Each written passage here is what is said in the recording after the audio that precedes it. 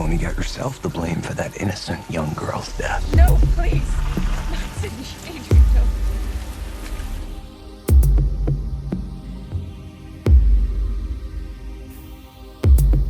Hai, selamat datang di Daily Cat Movie. Memanglah manusia lebih seram daripada monster. Buktinya, meski film ini merupakan bagian dari proyek Dark Universe, semesta untuk film-film monster yang dimulai dari The Mummy, tapi The Invisible Man yang manusia ini filmnya jauh lebih mengerikan. Lebih bikin kita merasa terancam secara fisik dan emosional. Lebih menantang ketimbang Frankenstein.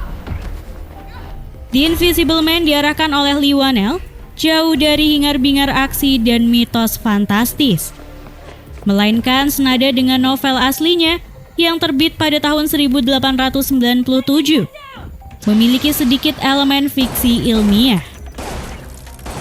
Inti dari cerita film ini dibuat sangat dekat dengan kita.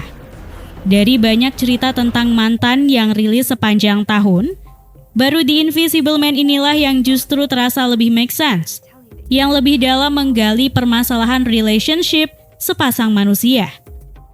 Permasalahan yang bukan hanya sekedar karena mereka nggak cocok. Film The Invisible Man bercerita tentang Cecilia Cass yang diperankan oleh Elisabeth Moss yang terjebak dalam hubungan tidak harmonis dengan Adrian, seorang ilmuwan pintar dan kaya raya.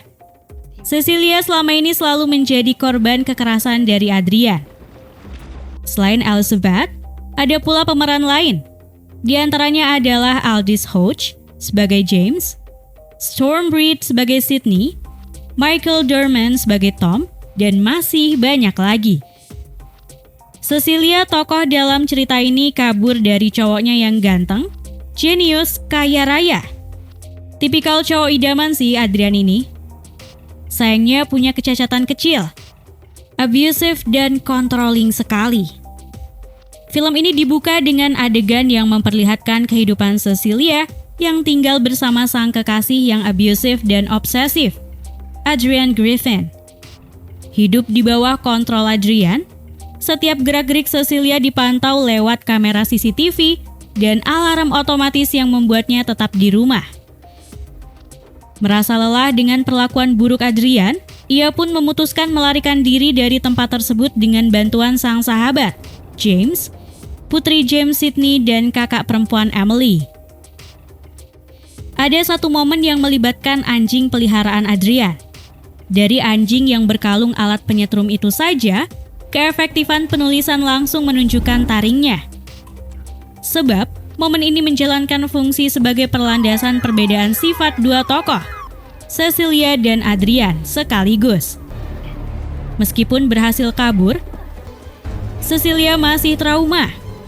2 minggu dia tidak berani keluar dari rumah sahabat yang menjadi persembunyiannya.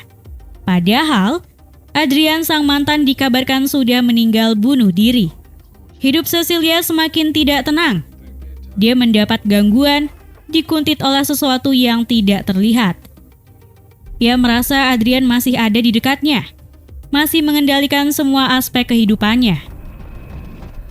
Ia sempat balik ke rumah Adrian, naik Uber.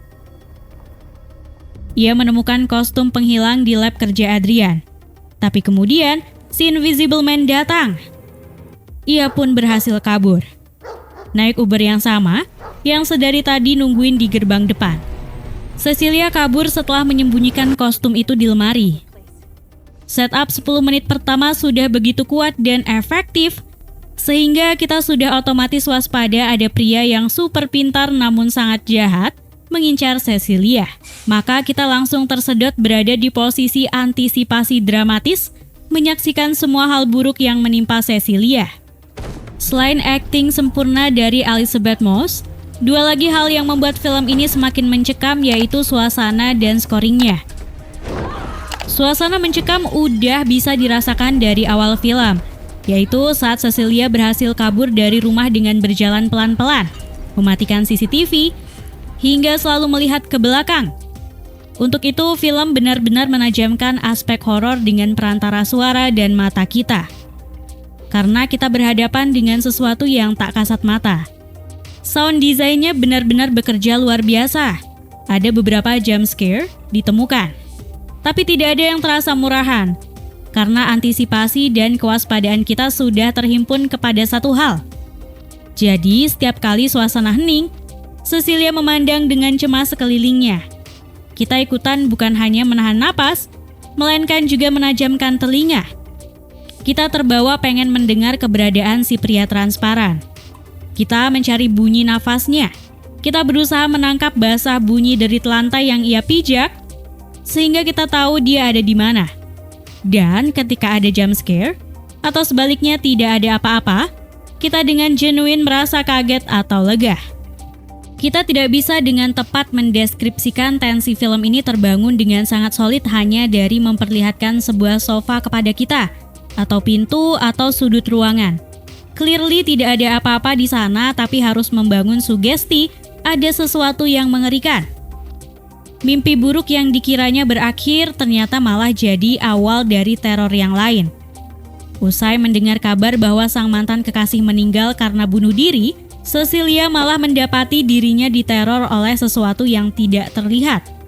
Ternyata, sosok tersebut merupakan Adrian yang memalsukan kematiannya dan memakai baju tembus pandang ciptaannya untuk mengikuti dan menyiksa Cecilia. Lebih buruknya, Adrian ternyata meninggalkan harta yang banyak untuk Cecilia dengan syarat ia waras secara mental. Teror kasat mata yang diberikan Adrian pun membuat orang di sekitar Cecilia menganggapnya gila. Hal tersebut semakin buruk ketika Adrian membunuh Emily di tengah restoran dan membuat Cecilia menjadi tersangka. Ia yang diseret ke rumah sakit jiwa dan diberikan perawatan sambil menunggu pengadilan, ternyata diketahui mengandung anak Adrian. Kabar hamilnya Cecilia ini membuat saudara laki-laki Adrian, Tom, yang diperankan oleh Michael Dorman, mendatangi Cecilia dan memintanya kembali ke Adrian dan membesarkan anak tersebut bersama. Cecilia tidak hanya menolak tawaran tersebut, namun juga mencuri pulpen dari tas Tom.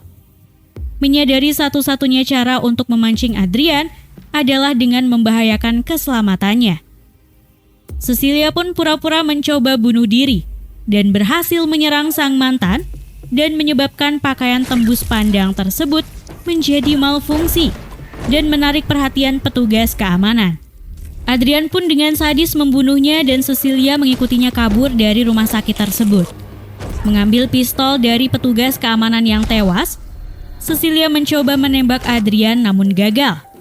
Marah, Adrian mengancam akan menyakiti orang terdekat Cecilia jika ia tidak menurut. Paruh ketiga film ini dimulai dengan Cecilia yang pergi ke rumah sahabatnya, James, dan memberitahu bahwa Adrian telah menjadi The Invisible Man. Ketika ia berhasil membunuh The Invisible Man, ia mendapati sosok di balik kostum tersebut bukanlah Adrian melainkan Tom. Adrian sendiri mengaku bahwa selama ini ia dikontrol oleh Tom dan semua perlakuannya merupakan suruhan. Cecilia yang tentunya tidak percaya, menyadari satu-satunya cara untuk dapat lolos dari sang mantan adalah mengikuti permainan Adrian. Ia memutuskan pergi ke rumah Adrian untuk makan bersama dan perlahan mencoba mendapat pengakuan bahwa Adrian membunuh kakak Cecilia. Ternyata hal tersebut bukanlah tujuan utama Cecilia, melainkan untuk mengalihkan perhatian. Pada awalnya, Cecilia terlihat mengambil baju tembus pandang kedua tersebut dan menyembunyikannya di belakang lemari baju Adrian. Berpura-pura ingin mandi dan membersihkan diri, Cecilia pergi untuk mengenakannya dan membunuh Adrian dengan cara yang sama. Pria tersebut membunuh kakaknya. Untuk menyempurnakan rencananya, ia menggunakan kamera pengawas sebagai alat bukti. Rekaman kamera tersebut memperlihatkan Adrian yang bunuh diri dengan memotong tenggorokannya. Dan tentunya, adegan Cecilia yang terkejut dan kaget dengan apa yang dilakukan oleh Adrian. Penampilan akting Elizabeth Moss sangat juara sebagai Cecilia. Mulai dari ekspresi, ketegangan, hingga ke rupa fisik. Dia tampak pucat, awut-awutan, polos tanpa polesan, Semuanya bicara tentang kenihilan daya wanita yang terjerat di genggaman pria, melawan sesuatu yang tidak bisa ia lihat. Film The Invisible Man berakhir dengan Cecilia berhasil membunuh Adrian dan memberitahu James bahwa Adrian bunuh diri. Dengan kepemilikan baju tembus pandang yang dimiliki Cecilia, bisa menjadi sebuah kesempatan untuk menghadirkan sequel dengan judul The Invisible Woman. Terlebih lagi, sang bintang utama, Elizabeth Moss, mengungkapkan ketertarikan untuk kembali memerankan karakter tersebut di masa depan sebagaimana yang ia sampaikan kepada Cinema Blend.